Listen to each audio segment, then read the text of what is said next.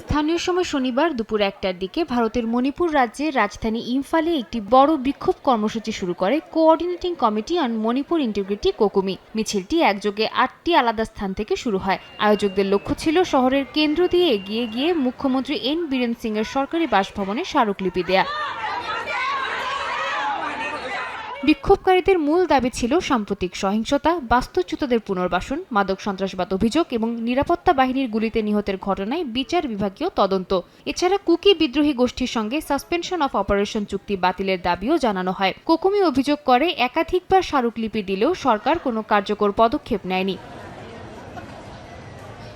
মিছিলটি শহরের বিভিন্ন গুরুত্বপূর্ণ এলাকায় পৌঁছালে পরিস্থিতি উত্তপ্ত হয়ে ওঠে। কেন্দ্রীয় ইম্ফলের ওভারব্রিজ এলাকায় পুলিশ বিক্ষোভকারীদের সরে যাওয়ার নির্দেশ দেয়, তবে সরে না যাওয়ায় পরিস্থিতি নিয়ন্ত্রণে আনতে পুলিশ কাঁদানে গ্যাস ছোড়ে। এক পর্যায়ে সহিংসতা ছড়িয়ে পড়ে ঐতিহ্যবাহী বাজার ইমা কেইথেল এবং আলুগলি এলাকায়ও। এ সময় কয়েকজন বিক্ষোভকারীকে আটক করে নিরাপত্তা বাহিনী।